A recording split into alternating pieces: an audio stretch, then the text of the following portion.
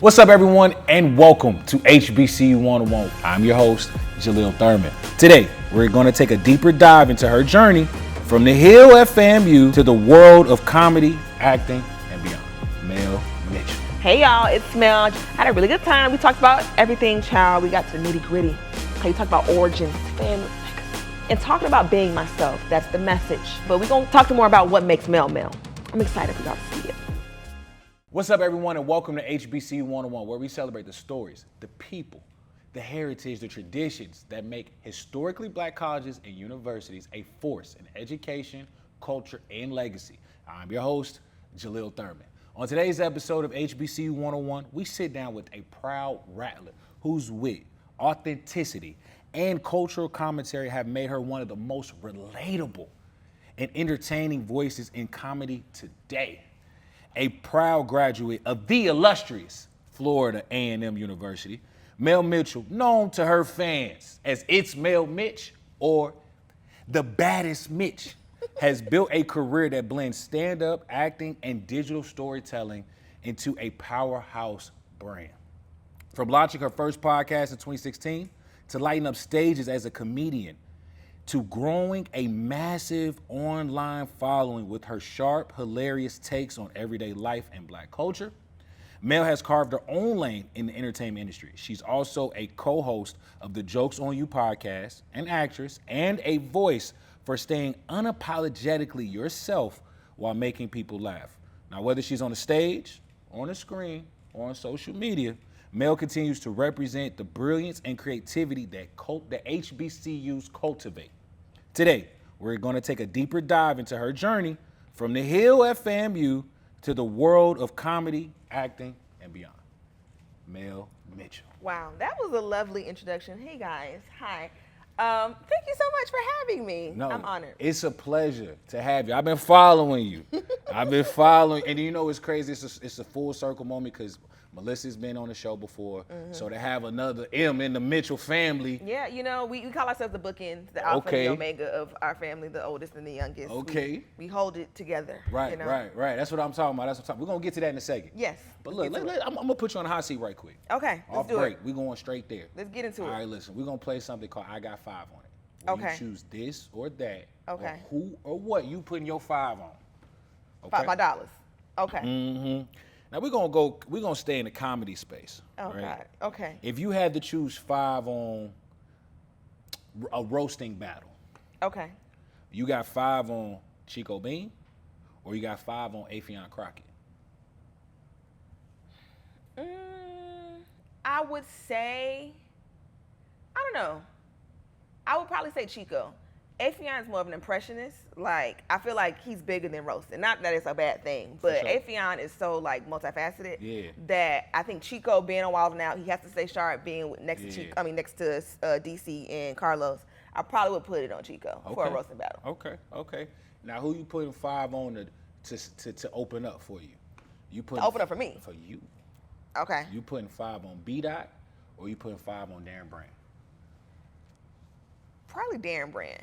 Okay. Yeah. Okay. You know, and Cat, FAMU, you know, we're kind of like beefing cousins, so I feel like that'll be fun. Yeah. That sounds about right. Now look, let's talk HBCUs. Okay. Now the one thing about your family is that I believe y'all really are what y'all say in the FAMU world, family. Yes. Right? I mean, from your dad to your sisters is really a house full of rattlers. Absolutely. You've kind of been honorary, I feel like, your whole life. Absolutely. What was it like for you when you actually became a rattler? Oh, man.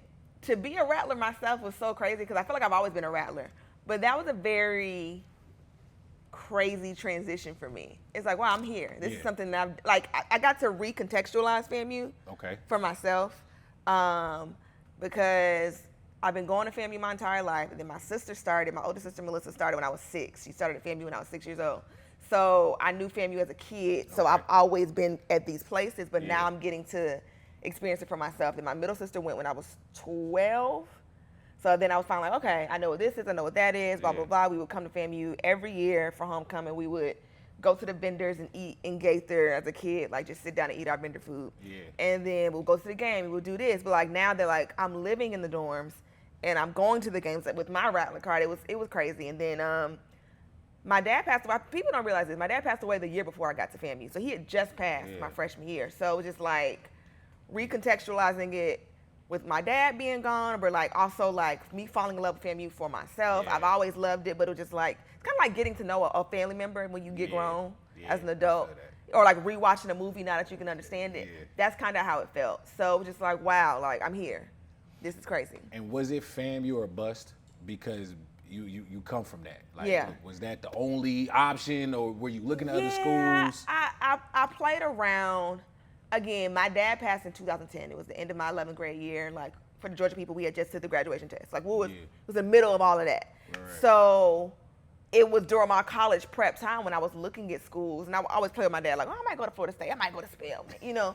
And just to tease him, I knew I was probably gonna go to FAMU, but again, in Georgia, we had the Hope Scholarship, so I was like, it'll be free if I go to stay home. Yeah, it'll be free if I go here, if I go there. But once my dad passed, I was like, I gotta go to FAMU. It's only right. It was the only school I applied to, and by the time I was dragging my feet to even like open the Spelman application, I'd already gotten into FAMU, and I knew that's where I was going. So why waste my little $35 for this application? Come on, I know where I'm going. Need that. So it was my only choice. Now I feel that, you know, I love that about your family because it was true legacy for y'all. Legacy is important to me. For me, I'm first time, you know, my dad was like, look, you know, go to an HBCU for the culture. Yeah. If you want to continue after that, go to a PW, whatever you want to do after that. But like for undergrad, so I really had no idea about HBCUs. I had one on like a college tour, and I actually never seen Virginia State. You know, Virginia State offered me the most money.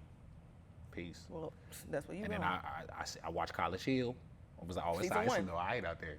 Then I seen the Qs. I was like, I could go. I could do that, right? I watched a lot of when I was in interest. I watched every Greek video on YouTube at the time, and it was a lot, but it wasn't that many. Yeah. Every single one. So I watched a lot of Virginia. So I probably watched your probate. What year you crossed? 2012. Oh yeah, I definitely watched yours. Because I would be at the stadium, and I was like, okay, they're consistent. FAMU wasn't consistent in our probates. They had probates anywhere. And our chapter was different because we don't wear gold boots. So we known as the bow tie bros. So didn't he have suits or something? Yeah. Yeah, so we had cardigans on, bow ties, dress shoes, no socks. Okay. You know, it was a vibe. It was different. It's always been different. So I appreciate that. But speaking of Greek life. Oh God. Okay, go. I think what's even more interesting about your story is, okay, so one, everybody went to FAM. Two, everybody's in the same sorority and in the same chapter. Yes. Now, typically when you hear families, right, they might go to different HBCUs. Yeah. They might be the same sorority or fraternity, or it might be a variety pack. You don't know what you're getting in the box. Right. But for you and your sisters, it was FAM, and they are all AKAs. Yeah. For you, what was that like as well? I mean, in home as sisters, blood sisters, then FAMU sisters, and then now not just the same sorority, but the same chapter. Right. Walk us through I think it was hard because I think people always had such expectations, not even high expectations, like low expectations, because like usually when it's a group of siblings, one gonna be the weirdo. You know what I'm saying? Somebody gonna be lame. Somebody gonna be the slacker. Someone's gonna be the that last one, you know what I'm saying? So I feel like I came into FAMU was like, okay, little girl, what you gonna do? And it was a lot of pressure. Again, my daddy had just died. Yeah. I came in bright-eyed and bushy-tailed, like I'm just happy to be here. And I think I was under a lot of pressure. It was a lot of pressure. I didn't really have a chance to like be discreet. Okay.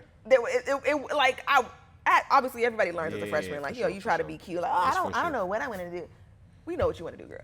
But, you know, people knew already, so I didn't really have I pulled up to the dorm, all the AKAs come move me in. I'm like, can y'all move? Like, 'cause my sister's here, you know what I'm saying? It's stuff like that.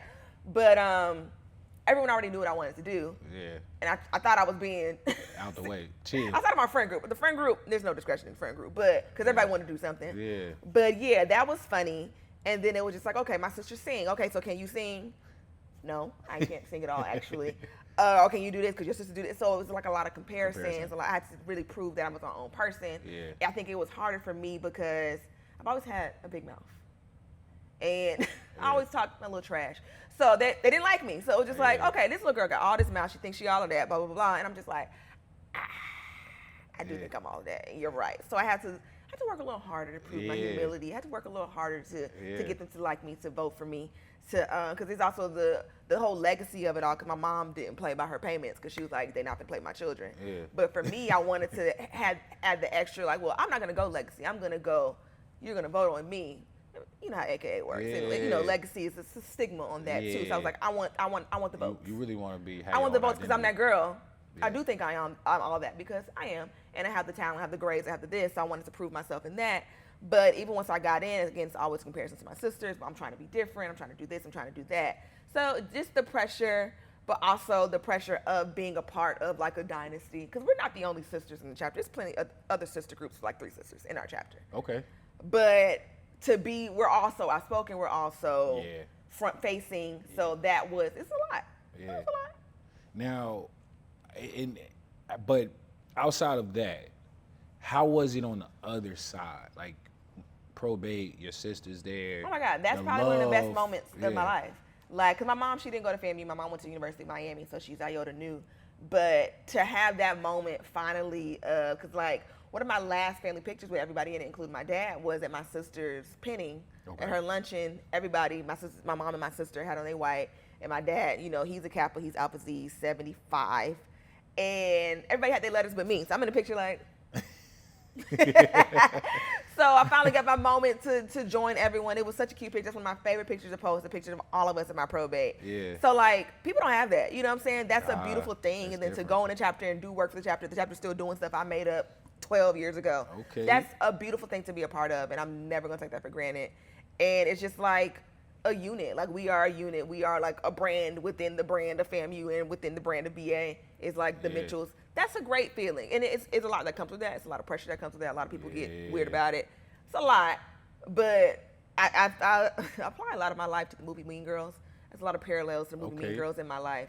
But I'd rather be in the plastics, hating life, than not in it at all. And I feel like that about everything. So it's, again, it's the price of fame. Yeah. Even if it's a small microcosm of HBCU. But I wouldn't have it any other way. I think honesty is beautiful. Yeah, for sure. Because like for me, you know, crossing Q, like I didn't, no brothers, no siblings, right, you know, no uncles. You know, right. It was really just you, just me. You know, my pops didn't. Neither one of my parents went to college, so you know, my dad was like, you know, be alpha or something, and I was like, and he was just. But his whole thing was his own perception of stereotypes of all they business, they this, da da da da. I'm like, all right, cool. But then I started to develop my own understanding of what fraternities and all that is, and so. But I think it's really cool that you had that though, right? Because I think that's really dope in itself.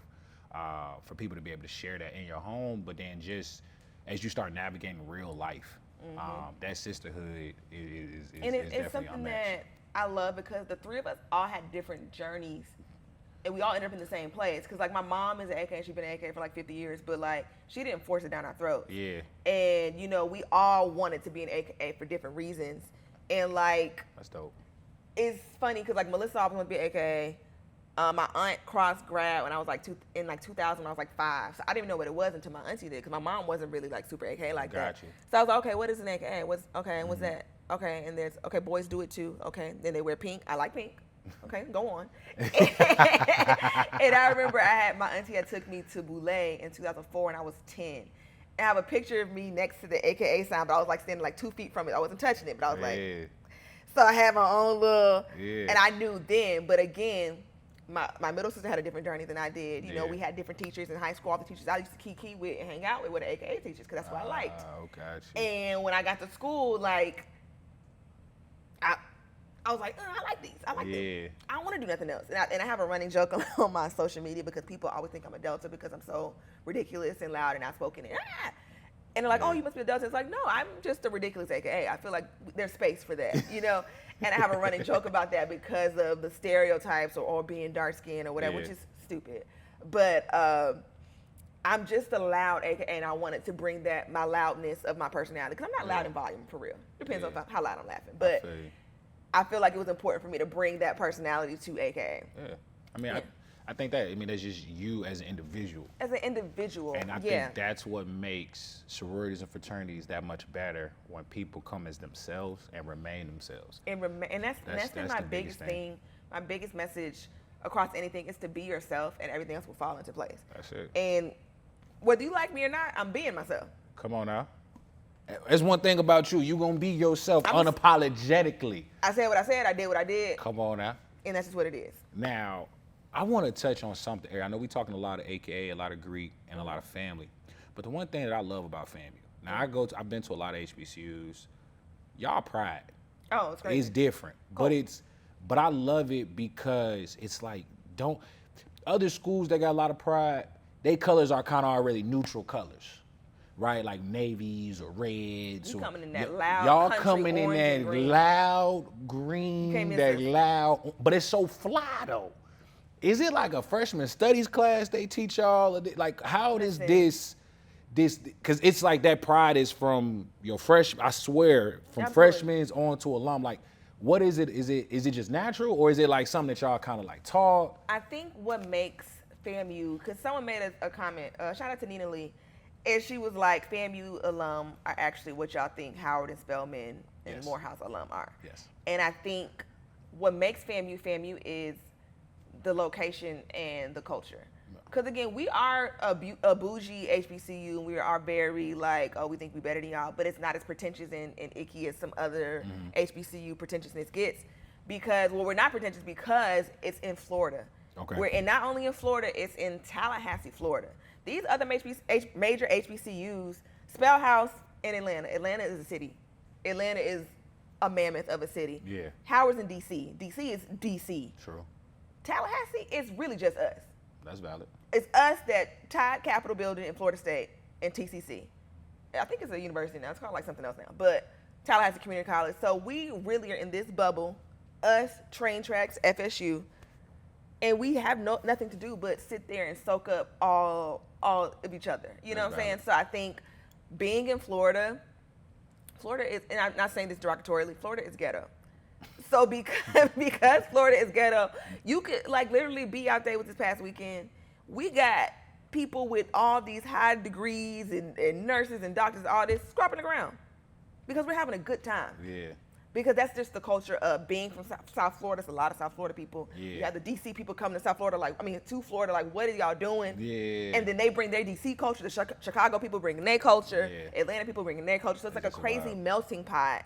But everyone's having a good time, and we got all these good jobs and good, For sure. accolades or whatever. For sure. But everybody's having a blast. Yeah. You know what I'm saying? Like, because people feel like we got some Jack and Jills, we got some other, people from the Talented 10th, whatever. But when we come here, all of that's out the window. You know what I'm saying? We have the hood babies, we have the Jack and Jills, and again, everybody's juking and vibing with their dog. Yeah. No, I love it. I mean, I think my first time coming to FAM was like a homecoming, right? Oh, it's crazy. And like, being on the set, it was just a different energy. I mean, and homecoming in general is a vibe, and no matter what school you go to. But in some schools, it's a little, start going up the notches. For you,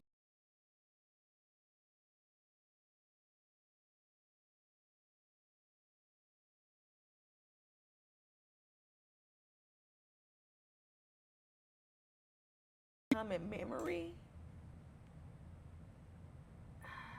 I don't even know where to start. I genuinely can't name one. Anybody from my family era is going to say the block party of 2011. okay. Anybody from my era is going to say that 2011 block party was the craziest. It was on the set. This is still when family was in its prime, before things got really, really dark. And everyone has a story from that night. It was crazy. It was a Thursday night. It was on the set. It was like 6 different DJs. And if you've been on the set, it's pretty big. I can't even describe it. It was just lit. It was just a good time. That homecoming 2011 as a whole was really, really good. Shout out to Kyle, who was doing all that programming. He was doing a great job. Because we also had several block parties. There was another block party because FAMU's founder today is October 3rd, 1887. What? And it was FAMU's birthday party. So to bring in the birthday party, we had a block party for the school. Like, other schools ain't having birthday parties. Like, this is Founders Day. Happy Founders Day. Nah, it's my dog, FAMU birthday. Like, we were lit. It was lit. And Ace Hood performed. Okay. This is when Ace Hood had Body to Body and same old, just a different day. Yeah, it was crazy. That was crazy. And then post-grad, I feel like every homecoming been lit. Most of every homecoming been lit post-grad. Like that first one, post-pandemic, was crazy. Yeah. Nah, I mean, I think when you in school, I think for me, it was my freshman year. Yeah, that was my freshman year too. Because it was my first time really ever experiencing a homecoming. And then I was in SGA, I was in Royal Court, I was in SGA, then of course cross. So my responsibilities started to change. And you couldn't enjoy it. And like I couldn't really enjoy exactly. it like I wanted to. Like, but freshman year, I had no responsibilities. I just showed up. And I think that was like Wale, had Fab. We had Wale, Fab, and Monica. And that was when No Hands was going crazy. And I was like, oh, this is what. No Hands really changed everything. No, but you know, that's true because freshman year, I had no responsibilities. Like I really wanted to. I remember talking to my sister when I first got there. I was like, okay, I'm gonna go to this AKA event. I'm gonna do this. She was like, enjoy your freshman year. Enjoy it. And that's what I did. Maybe a little too much, but I had me a good time. That time was had. And by sophomore year, that's when I'm reserved now because I got my 30 credits. I'm trying to make line. I'm trying to do this. I'm trying to do it. And I can't be doing it. Then once I cross, I'm in step practice. Yep. I can't go to the comedy show like I used to because I'm in practice all week. Yep. I can't. We snuck out. The Q's was coming out during homecoming week. And we was all late to practice because we wanted to go to the Q. They had a peak. Man, we got in so much trouble. We got in so much trouble. And I'm like, we can't have nothing. I want to enjoy homecoming too. I'm still a student. That's what So after that, it was just responsibility. Yep. Okay, we got to set up for this. We got to do this. Next year, we're stepping again. Yep. And then once the chapter was like down to like 6 people, that last semester I was in school, I was like, I can enjoy homecoming. I ain't got nothing to do. Thank God. Thank God we ain't had a line. I have nothing to do this homecoming. I'm having a good time. And I was finally 21. Okay. So that was my last semester homecoming was probably really fun too because I was finally able to participate. Yeah. Because I'm at work for 3 years. Now listen, trust me, between being SGA, I was chapter president. Yeah, I was SGA too. Yeah, so SGA president, chapter president, had to make sure that games was cool, everything was orchestrated, had to make sure the buzz was good. Like it wasn't really. Oh yeah, because other schools, the SGA president is the Mr. Basically. Well, we have from an organizational perspective. Like my cabinet was responsible for planning homecoming, and we worked with Royal Court. But like it was really me making sure everything was happening. It was a lot going on. Yeah, it'd be a lot once you have more stuff to do, and then you got.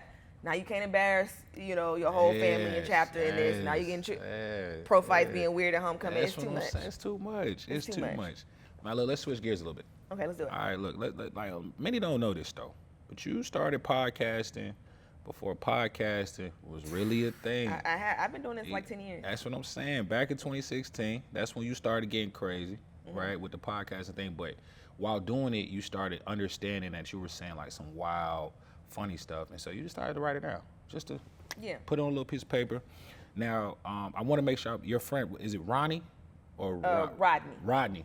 Rodney really encouraged you to try stand up. Oh, you talking about, my friend Ron. Okay, the person I was on the podcast name was Rodney. No. But the person who told me to do stand up is named Ronnie. Got you. Ronnie encouraged you to do stand up. Now, that was your first set wasn't all that great. But it was in a space where, for you, it wasn't all that great. I ain't saying it wasn't, but for you, yeah. By my standards. Yeah, by your standards. But it was also in a room full of comedians, right? Right. For you, what made you want to even get back on the stage again? So yeah, I was doing the podcast, and again, I've always kind of just said anything. That's always been my brand since I was a little girl. I always get in trouble for saying something, and college still getting in trouble for saying something. And then once I started, everybody knows my lore of my group chat got leaked in college. I'm never going to stop talking about it because people keep on using it against me, so I'm going to keep on talking about it. Right, so my group chat got leaked.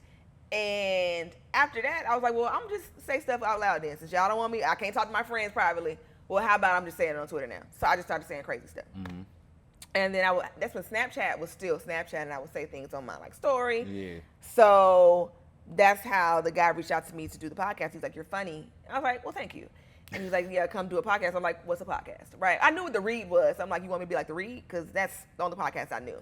And then so we started podcasting, and I would say those things on the podcast, and a lot of funny things would come to me to say, and I'm like, oh, that would be such a funny tweet. And when my friend was like, oh, you should do stand-up, that's when they started connecting to me like, no, crazy girl, these are stand-up jokes, write them down, not just for Twitter, but to say them on stage. So I started writing stuff down and putting my thoughts out there. And I didn't really know what kind of comedian I wanted to be. Again, I used to watch stand-up with my dad. My dad didn't have sons, so he would do son stuff with me. So we'd be watching Chappelle's show and like the show Jackass and stuff like that. And so I had a foundation. I knew comedians. I watched old stuff. I watched the new stuff. I enjoy stand-up as a fan. I never thought I could do it myself. So when I got up there and I wrote these little notes, I just gone through like a breakup. So I was writing stuff about breakup stuff and dating and stuff like that. And it was funny, to me at least. And I got on stage and I told stuff from my little notebook. And I didn't get a bunch of laughs, but I got enough. Little couple chuckles. And I'm like, okay. It's not as bad. Okay. Yeah. This is okay. So that was cute. And I don't know if you watched The Boys. You watch The Boys? No. Are you familiar? Okay, but it's like a part when Homelander does something crazy and people are like cheering and he's like, Oh, okay. okay. Yeah. So that's basically what it was. I was like, okay, I'm gonna do it again. And then once I did it, I was like, okay, I'm gonna do it again. I'm gonna keep doing it. And then I was like, okay, that wasn't funny, so I'm not gonna say that anymore. But they really liked this, so let me put this towards the end. Let me do this, and I really learned how to like arrange my jokes and how to put the jokes together, how to write the jokes, how to get a punchline. And I'm not very a big like, okay, set up punchline kind of joke teller. I'm gonna just start talking. And I know that's frowned upon by some comedians, but like, you done laughed 8 times by the time I get to the end of the joke because it's just funny like that. That's what it is. Right. So I just kept going and I just kept doing more stuff. And then now I knew if you laughed at this, you're gonna laugh at that. And if you laughed at that, you're gonna laugh at this. Yeah. And then now I've created my style. It's like a walk in the park. Yeah. You know what I'm saying? You learn it. Yeah, like even for me in this space, I always like to take you on a little journey. Yeah. Like, you know, we're gonna stop here, we're gonna look at the birds, we're gonna talk stop about that. here, we're gonna go, you know, and that just sounds like that's what you've been able to do. Absolutely. Now, entertainment, you know, a lot of people don't understand, like, but in entertainment, it's tough. It's a different space to be in. Absolutely. It's not one of those 1 + 1 = 2 spaces. Like, you can't just get a degree and then be successful and be able to do that. You're legitimately, it's a faith journey and you're really betting on yourself, right? And for me, I've had people that I've looked up to along my journey, you know, from like a Terrence J to a Sway, AJ Calloway. For you, who are some of the people you looked up to on your journey that kind of helped you kind of shape your own voice? Okay, so my top 3 in this journey, before I even knew exactly what I wanted to do, I was like, I love these people. Okay. Do you know who Kid Fury is? Yeah. Kid Fury. I've been following Kid Fury since I was in like 10th, 11th grade. Okay. And he has shaped my vocabulary, the way I speak, love him down from Miami as well. Love Kid Fury. Quinta Brunson. Okay. Quinta Brunson, I remember when she first went viral for He Got Money. And I was like, diva, queen, love her down. So I've been following her, and my number 1 is Issa Rae. Okay. Issa Rae is my mother. Yeah. Okay, I love her so much. And I discovered her my freshman year because I was my Spelman best friend. And that's why you got to keep a couple Spelmanites in your back pocket. A couple Morehouse people in your back pocket. Because she was like, oh my God, have you heard of Awkward Black Girl? I was like, no, what's that? And it's like, it's a web series. That's when web series were huge. I don't know if you were in that web series boom, but they were so good. And she was like, oh my God, you should watch it. And I was like, oh my God. And I'm watching, I'm like, oh, have I been awkward this whole time? And I realized that I'm awkward, which is why things be weird, but people just describe it as, like, people just perceive it as me being a B. But I'm like, I've been awkward this whole time because I really don't be knowing what to do sometimes. Like, what do I do with my hands? What do I say? What do I... Oh. And then she was just so funny, and it was a different approach to black comedy, and it worked. And then once, you know, Insecure blew up, I'm like, Insecure is the soundtrack to my 20s. Yeah. And it's been a guide. Like, I literally I had to like mentally prepare myself because I'm so emotionally attached to this TV show.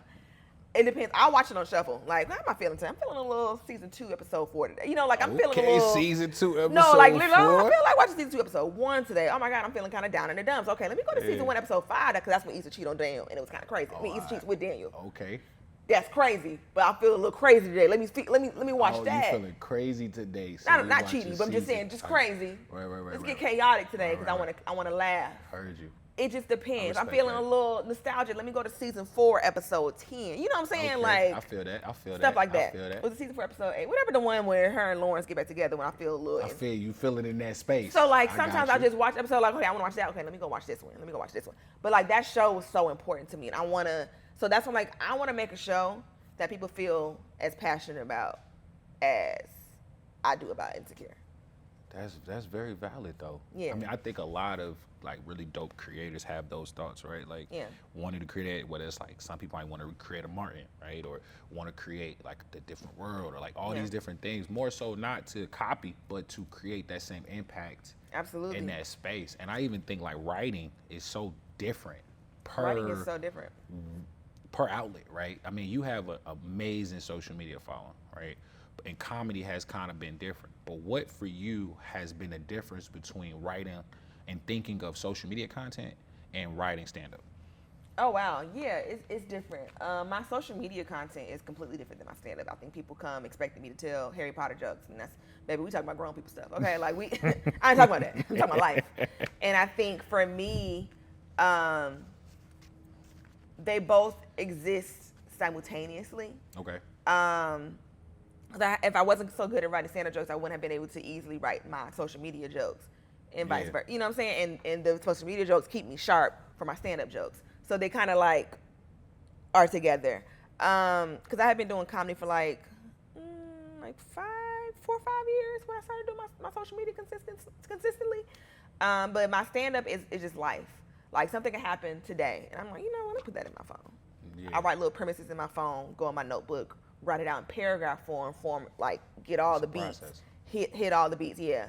Talk about, okay, I'm gonna talk about this, I'm gonna hit this, I'm gonna hit that, and now it's a joke. For social media, I kind of just need a little bit of inspiration, because some of them I don't even write. Some of my jokes I don't even write. And I mean, some of my skits, and I just do straight out the dome. Some of them I write a couple things down because I want to hit this joke, I want to hit that joke, and then it go. My most viral video that I've done, which is so crazy, is the one when I was like the parent-teacher conference at Hogwarts, and me coming in as a mogul mom. I wrote that on my way to brunch. I was like, oh, me and my fiance were going to brunch. I was like, hold on real quick, let me just shoot this video. Real quick. Real quick. It came to me like 3 o'clock in the morning. I wrote a couple notes down. Let me just act this out. I just literally sat in front of the door, set up my tripod, edited it in the car on the way to brunch, posted when we got to brunch. That thing has like 10 million views. Yeah. Insane. But again, I approached it as, it's part of my agenda that more black women need to be in these fantasy movies, these sci-fi movies, because we have so much sense. It wouldn't be no movie because we got so much sense, but it's just like the black woman logic, the natural black woman nurture, what's the word? Their nurturing nature of black women, I guess. Ain't no movie. Because in Harry Potter, why you keep on sending him back to them people? You know what I'm saying? Like, if a black woman was there, we would have wrapped this up. Right. Ain't no 8 movies. Real quick. So I think that's what inspires all of it. It's just like me, my experience as a black woman, watching this absurd foolishness in these white movies.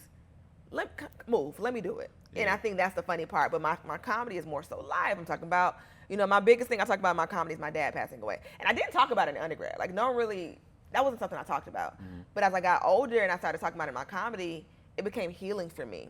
Mm-hmm. And, people don't really agree with my way of talking about things. But it's just like, I'm freeing myself of the grief. You know what I'm saying? I'm freeing other people.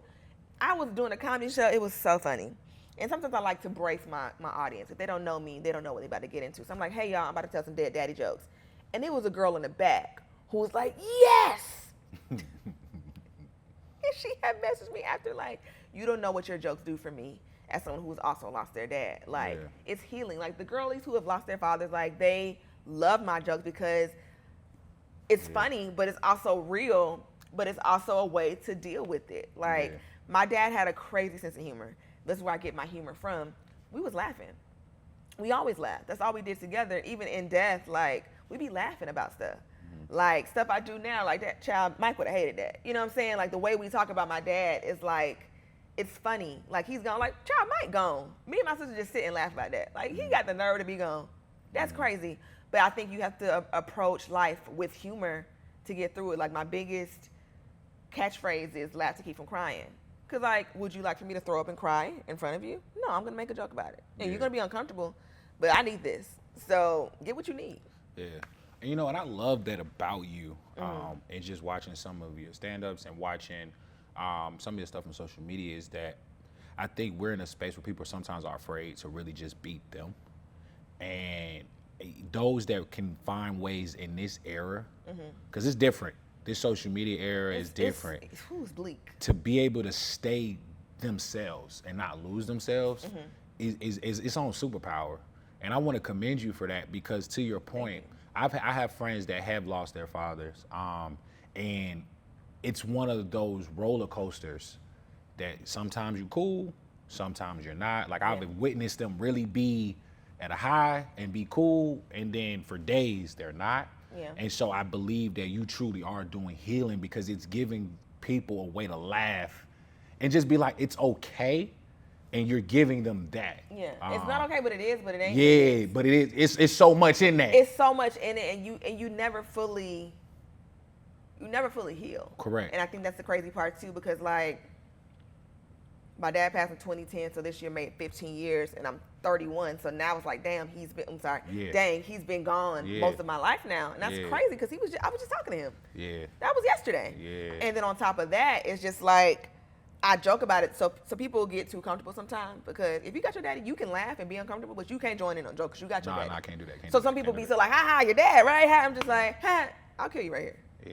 You know what I'm saying? It's like it's not for you to. You can laugh, but this is for me. This is not for you. You can't really. Don't do too much. Not too much. Not too much. Not too much. Not too but much. again, you feel like, oh, Mel's fine. I'm not fine. Yeah. But it's funny though. We can't laugh. I'm not okay. Like I had a moment. Oh my God. Even my fiance did not know what to do with me. Because I make jokes about it so much, so you think I'm okay, but I'm not. It was the BET Awards when Jamie Foxx had that moment with his daughters. Yeah. Because his daughter's around the same age I was when my dad passed, and he's the same age that my dad was when he passed. Yeah. And it's like Jamie got up, my dad didn't. I had a whole thing. I was on the floor, and he was like, "Hey, you okay?" It's one of the like, moments. I had a moment. It's one of the moments. And I got back up like, "All right, let's finish the show. Let's go." And he was just like. You want anything? You need anything? I'm like, no, it's fine. But again, I'm still human at the end of the day. At the end of the day. He's still gone. That sucks. But it's also funny. Yeah. I mean, and those are those moments that people have. Yeah. Right? And I think you being able to give them something to laugh helps them in those moments. So I just want to thank you. Thank you. For even taking time to even do that, right? Yeah. Now, let's talk about how let's go back into a moment where you can laugh, and then they might not find it funny, right? We're gonna go back to FAMU homecoming. You hosting a step show. Oh dear. You know, Okay. and you kikiing, doing what Mel do, right?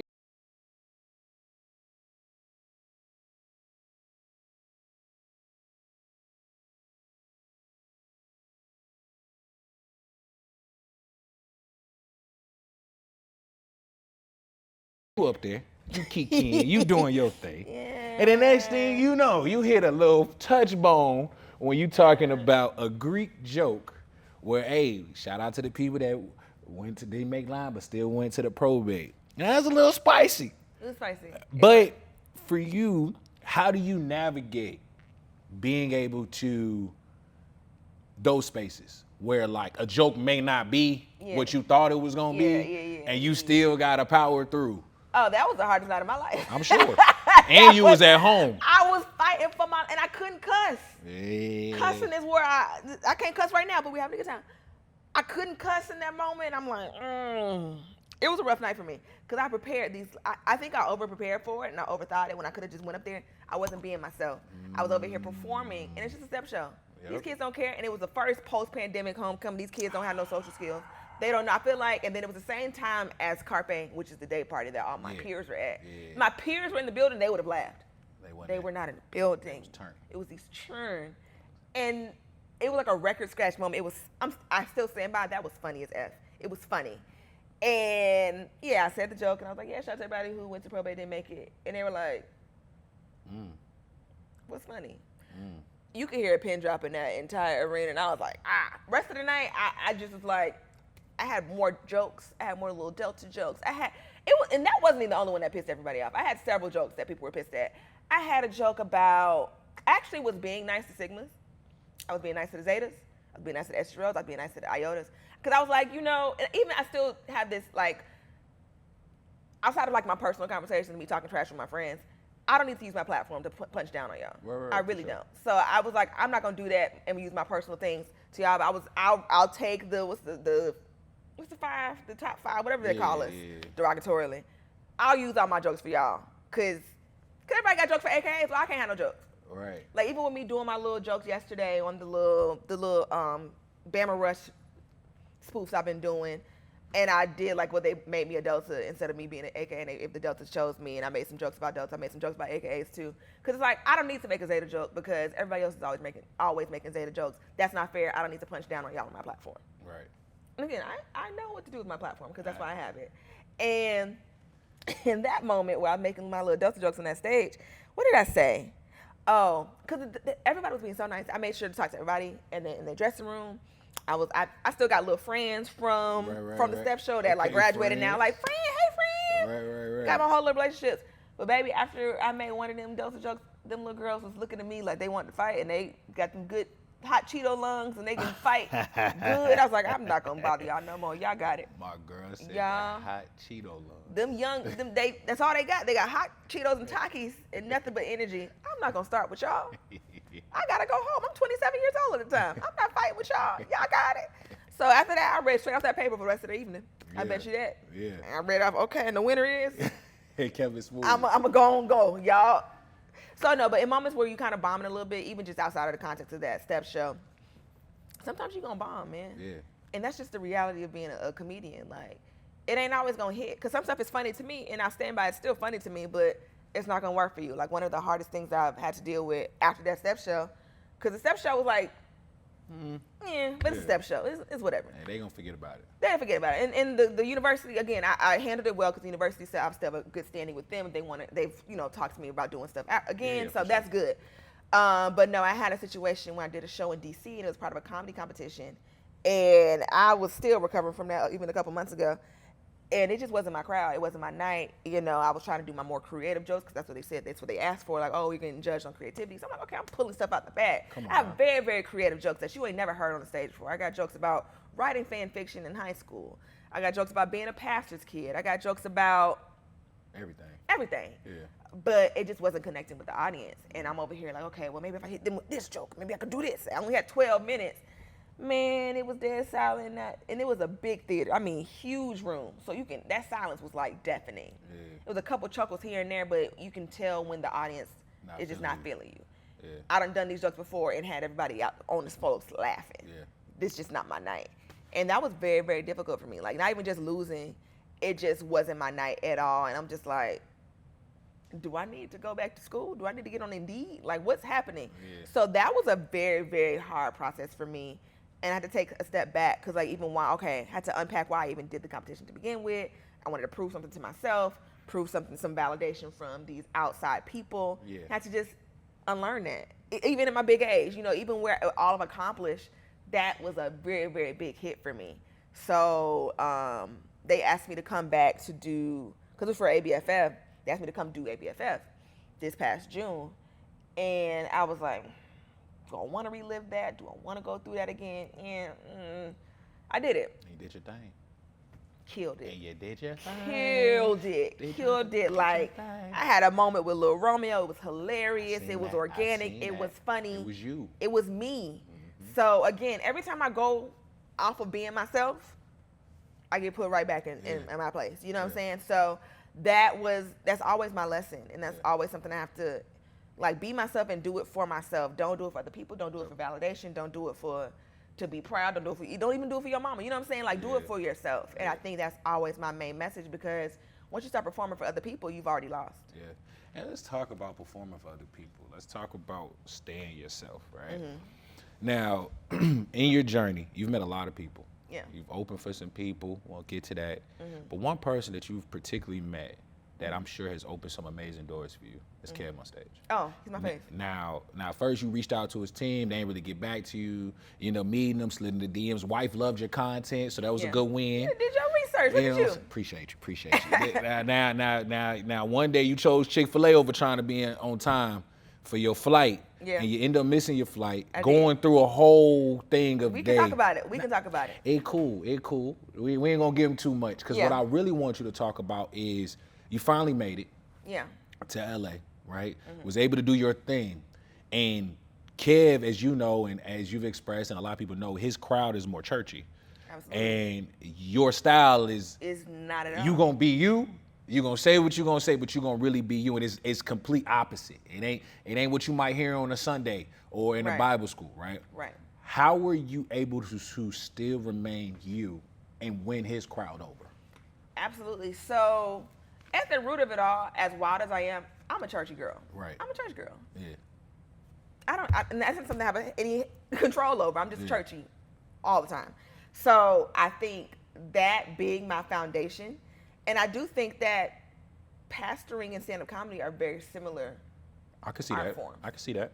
I remember seeing my dad be in the lab before I'm pastor's kid, being in the lab before Sunday with his sermon. I be doing the same thing, even if I'm talking about butts or something, you know what I'm saying? But it's the same. So I think that being my foundation is how I've been able to translate it. And even with that, I think, because even sometimes when my mom doesn't agree with what I'm saying, she's still so fascinated by me. You know what I'm saying? I feel like I fascinate the church people. Like, what an interesting young girl. I'm gonna pray for her, but she's wow. So yeah, the way the whole calf thing happened, they asked for, in 2020, they asked for like a clean clip. Yeah. And I had one from church, but it wasn't fully me because I wasn't cussing. Yeah. Or it wasn't, not even like. It just wasn't you. It just wasn't me. Like, That's not saying that I just have to cuss, but it's just like I wasn't giving my all because I knew I had parameters in place. You know what I'm saying? So when I blew up, and I saw Kev on my page, and I DM'd him like, hey, I want to do Keep Your Distance. He was like, sending the tape. And I may have even asked if I have to be clean. I don't remember if I asked or not, but I probably did. And I sent him the tape, and it was me being my full self, my fully funny, all of it. And he loved it. So, but his wife was like, this is funny. So he was like, okay, I got the stamp from Melissa. Let's go forward with it. And then Mr. Fly do all the stuff. I get there, I kill it. Like, cause I'm like, the devil made it so hard for me to get here. You got to body it. I got to kill it. Got to. Killed it. And then he asked me to go on tour with him because he was asking if I was free this day and that day. That's when I still had my 9 to 5. And I was like, yeah, I'm free all these days, but are you asking me to go on tour? He was like, well, yes. Yes, actually I am. And I'm like, me? You want me to go on? I'm like, I be cussing bad, right? He was like, stay you. It's fine. Now, I will say, even in that first stop was kind of rough. Mm-hmm. I did good, but even with me hosting, I didn't know how to bring Tahir up. I didn't know how to do this. And I'm coming to that booty hole, penis, coochie butt. And they're like, whoa. They had to sit me down like, you're funny, but you got to ease them into that. Right. You got to, hold on, baby. You can't just go. You can't go straight in. You can't go straight in like that. You gotta butter them up a bit. So he was like, okay, look, just rearrange your set.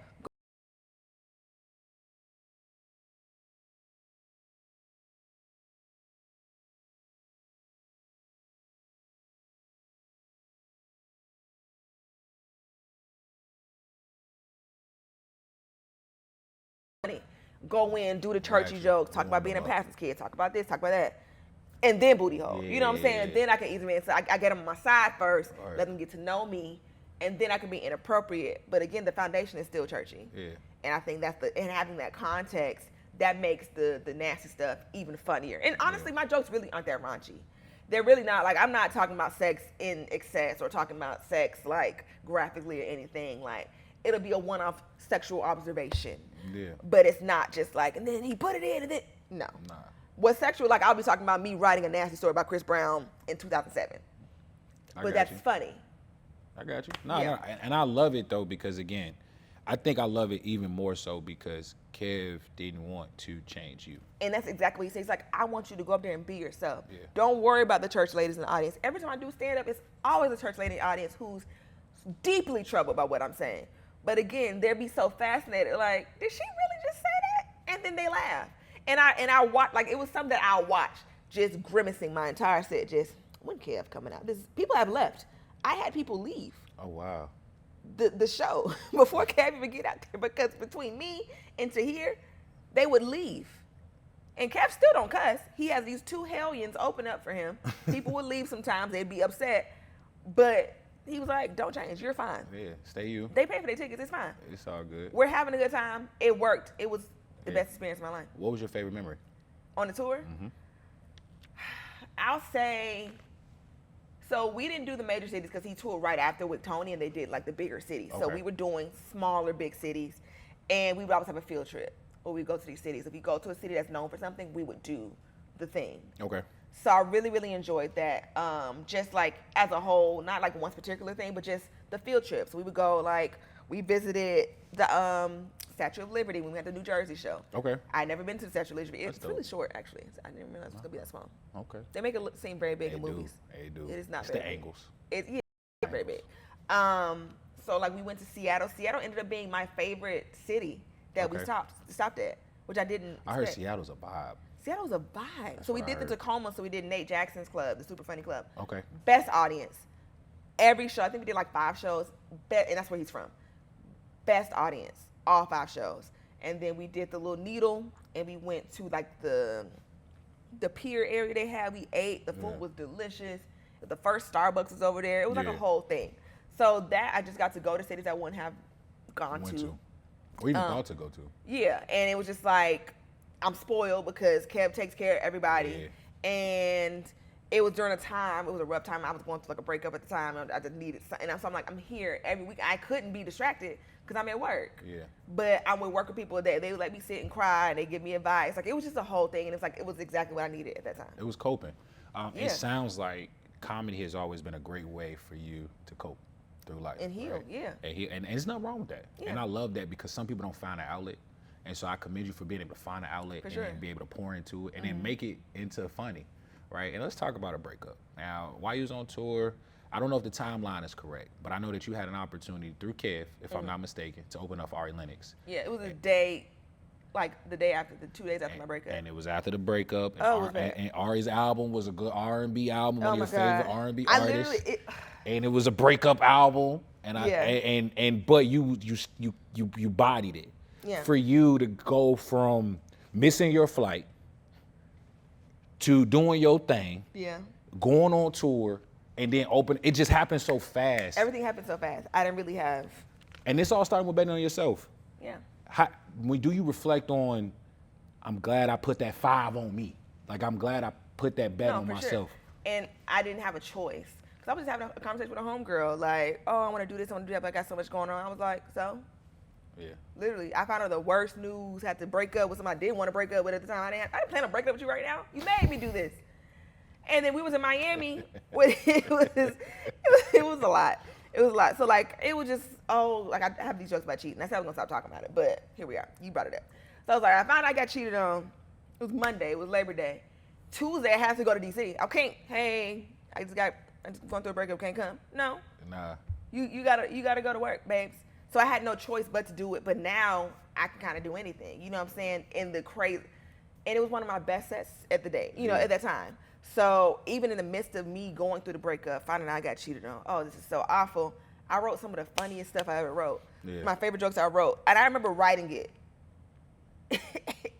Tears. I can't even see good because I'm crying so hard. But I'm like, this is funny as hell. Like, this is hilarious.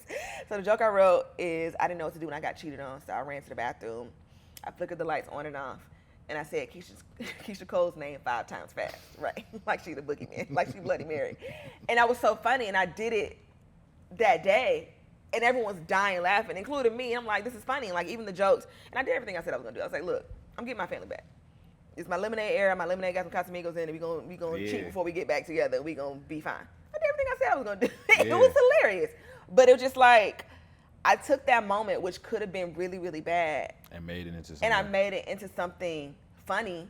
It was truthful. Like, I was like, look, I'm getting my family back. We're gonna take some time. We're gonna figure some things out. Right. But I'm getting my family back. Yeah. But this is effing terrible. I'm not having a great time right now. I'm not gonna lie to you. Right. And even with that, I got to meet Ari Lennox, and that's my favorite R&B artist. Like, Shea Butter Baby was my favorite.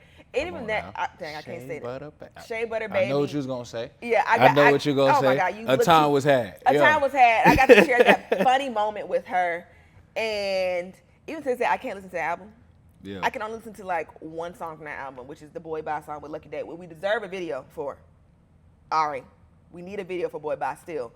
But that was still a very, very hard time in my life. But I made it funny, and I got through it because of humor. Yeah. Yeah. Nah, and I love that because I think life is hard. Life is hard. And it gets real ghetto after you graduate. Absolutely. Like, you rush to grow up. You want to graduate so bad. And you want to be an adult so bad. Not even understand. Come on, man. Please take me back. I'll do anything. Take me back. Yeah. Now, you've done some acting. Mm-hmm. You've also created some viral hits like Comment Creeping, and even collaborated with Disney. Yeah. For you, how do you kind of keep things fresh, funny, relevant? I don't know. Like, sometimes it just comes to me. Mm-hmm. Some things just come to me. Like, all this is just come to me, or I get inspired, and I always have that voice in my head, which I do believe is God, that's like, do this. No, do that. No, this is going to be great. Like, I remember when I first started doing content, and it's so funny because had I not done that step show, I would not be here right now. I had to bet on myself and do the thing that scared me to open all these doors. Because from the step show, I did a reel that started getting some traction. And then Instagram was like, oh, we'll pay you to make reels. And I was like, period. But I was like, dang, what reels am I gonna make? I gotta figure out what reels I'm gonna make to make this $800. I was doing this for $800, mind you. At the time, that was a lot of money for me. For sure. Now, $800, girl, please. Come on now. Who am I? I done got 2 brand new. I forgot where I came from. But at the time, I'm like, I want to make $800. I need that. So let me start making some reels so I can get me some $800. I want some TikToks. I saw people getting stuff from TikTok. I want to go on TikTok. Yeah. So I was watching a girl, it was a white girl, who was like, oh, if I was a teacher at Euphoria, ha ha ha. I was like, that's funny. Because when I was broke in like 2019, I was a substitute. People don't know that. Is that in your notes? That ain't in my notes. That ain't in your notes. See, notes. you know about that. I was a sub in 2019, and I would be effing with the kids, and I always had something funny to say to the kids. And I couldn't record them, so I would have the phone in my lap when I was like bantering with the kids. I was like, I should do a black version of this teacher in the way that I used to be messing with the kids when I was subbing. And man, literally had like 1 million views the next day. Like maybe a day or two, and I dropped to part 2, and then I was like, okay, the followers are coming, blah, blah, blah. So that's how I even built it up. But it was like a voice in my head that as I was writing the jokes for the Euphoria video, it was like, this is about to change your life. I couldn't have imagined what that, looking back 5 years ago to now, what that would have done for me. But the way I keep things fresh, and sometimes like if I need a break, if I'm not feeling it, I'm just not gonna create. I'm not gonna lie. Like if it's just not, it's not giving, it's just not giving. Like I've been in a funk, and then I started doing the parent-teacher conference. I was like, hey, we got some traction now. And then like I see people can post their toenail and get 1 million views. I'm just like, I'm over here, I'm busting sunlights over here. I feel you. Not getting the views. I'm over here putting actual, if I put some effort and thought into a video, flop. It's not gonna do well. If I post some foolishness, like I did the good girl video, I was on the way, I had my play clothes on, I was on the way to a massage, I ain't had no real bra on, they got beady beads on the shirt, my hair looked crazy, because I was literally driving up the street. I just wanted to get the little rant off. I thought I would get a couple hundred, them blew up, now I look crazy. Right. Things I thought in, I did the rush video, I crowd, I'd be like, you know, it'd be fun if I do this. Blew up. Now watch the can we post it? I'm getting dragged in the comments because my hair not combed. That was the show. So you just have to get inspiration when it comes, but don't force it. Because when I be forcing stuff and my heart not in it, it flops. Yeah. I mean, I get it. Your heart got to be in it sometimes, and just like, okay, what message do I want to send? What do I want to say? How do I want this to work? And yeah. I mean, it's just you remaining you. And I think that's the that has become the motto, the underlying motto of for sure. Mel Mitchell. And as long as I'm not hurting nobody, which I don't, like, again, people are gonna feel the way they want to feel about me, but I'm not hurting anyone. You know what I'm saying? Like your feelings the way I feel about myself may make you feel the way, but I'm not harming you. You know what I'm saying? Like I'm not being malicious. I'm not doing it. It's like, okay, I'm extra. Yeah. I've atoned with that. I'm a very extra person. But I'm not hurting anyone. You know what I'm saying? Yeah. Like, this is just who I am. Every time I try to not be who I am, it backfires. So I'm going to just be me. Yeah. That's just all I can do. That's it. And you've been winning. You've been winning. Thank you. Now, it's been working. As a black woman in comedy, right? That's this whole space, right? Yeah. Comedy in general, but as a black woman in comedy, but you've been able to kind of pave your own lane. What's a message you have for the next generation, especially HBCU students that are trying to break into entertainment?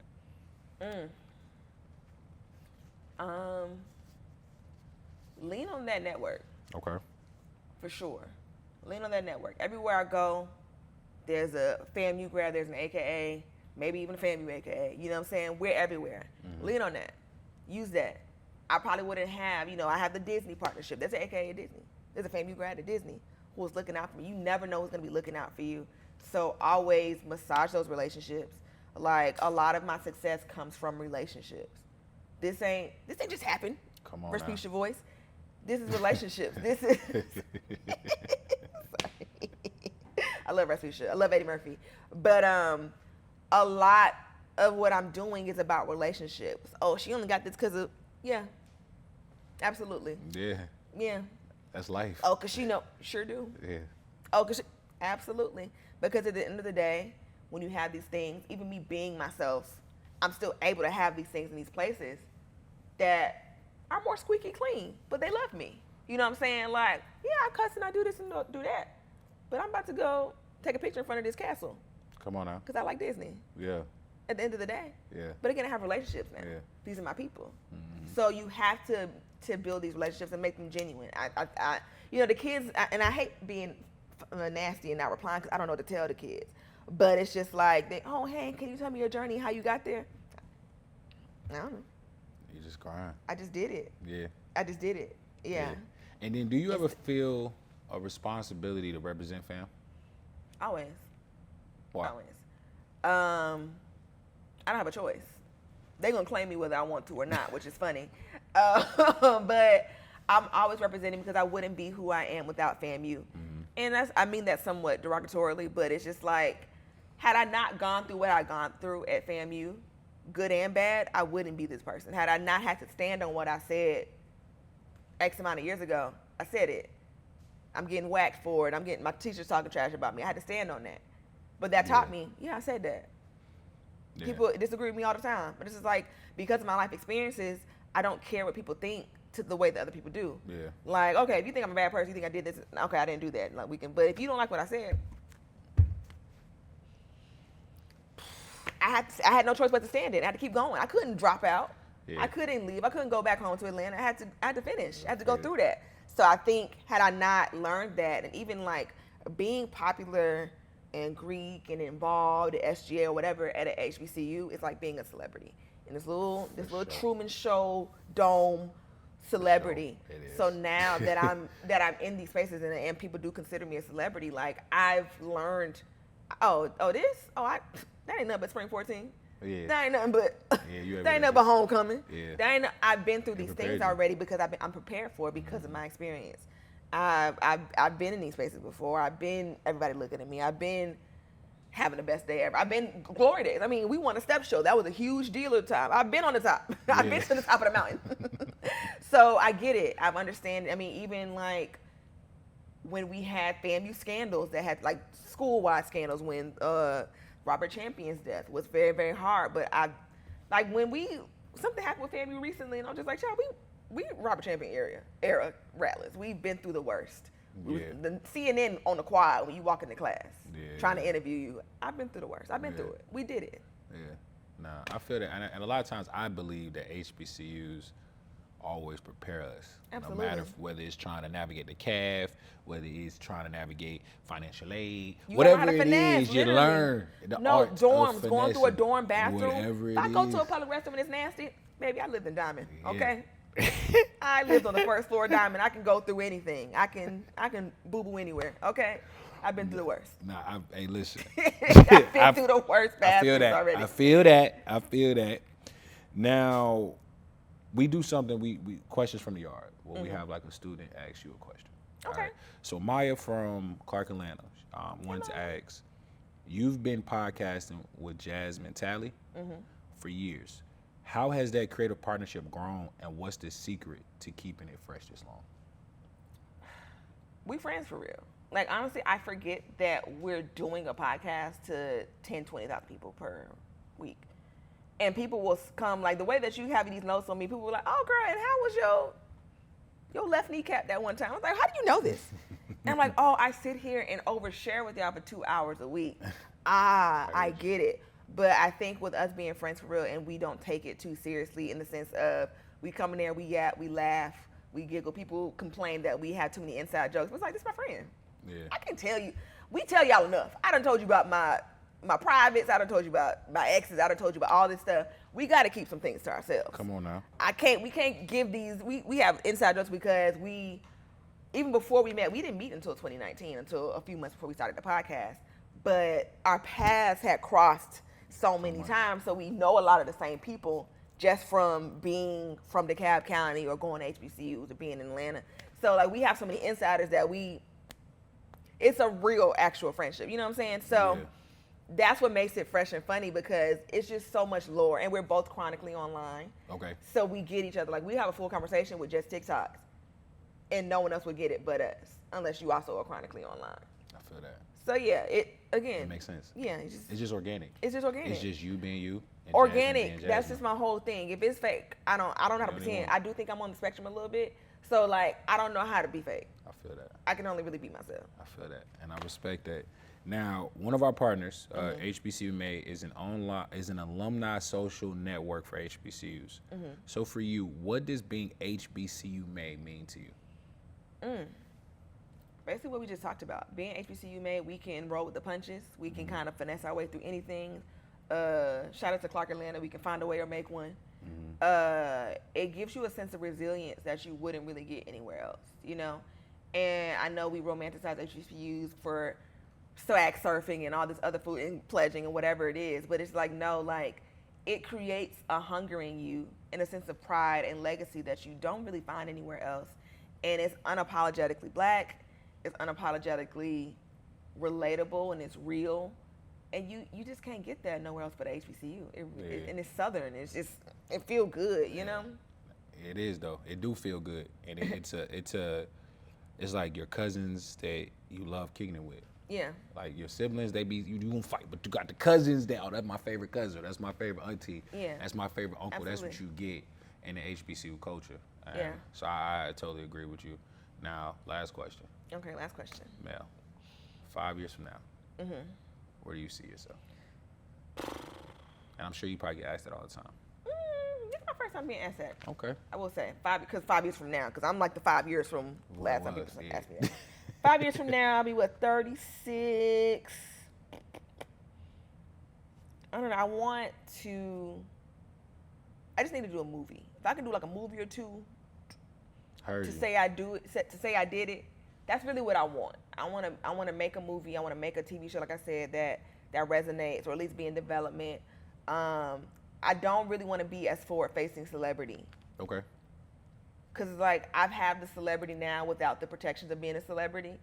It gets very weird and parasocial. Let me do some behind the scenes. I don't really got to do it like that. Yeah. I just want to do one little red carpet, one little rollout, and I'm good. Come on now. Definitely want to have some kids. Probably should have a kid or two in 5 years. And I want to be comfortable.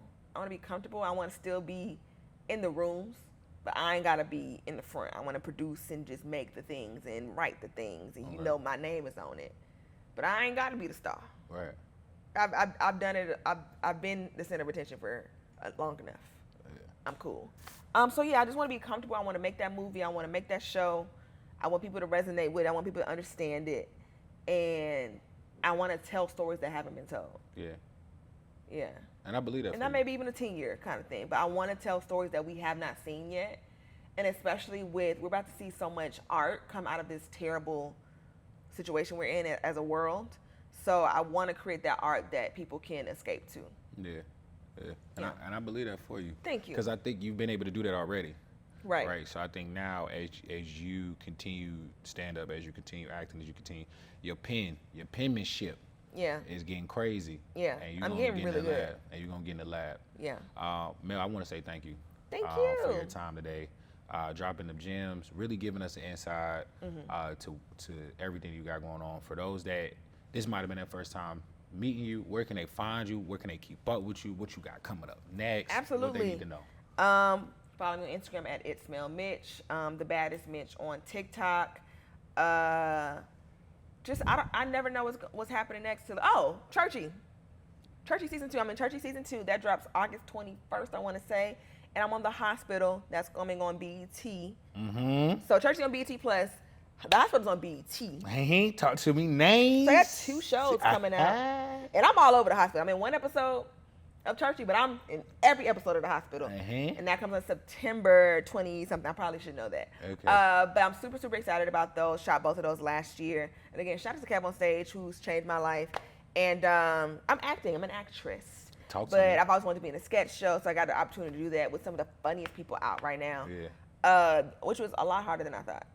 It was a lot harder than I thought, because trying to stay in character, it's a lot of times when you see the camera just cut for me because I'm over there fighting for my life. But I love what I do. I love telling these stories. I love being relatable, because everybody ain't got to get it. But for the people that do, I feel like I'm bringing them something that they really needed. Yeah. So, yeah, that's where y'all can find me. Hey, that's where you can find her. Make sure y'all tune into that. And Kev on Stage. Kev, I just want to say thank you for not gatekeeping. Period. For putting people on. Absolutely. We need more people like you, my brother. Yeah. Keep doing what you're doing, because it's changing lives, all right?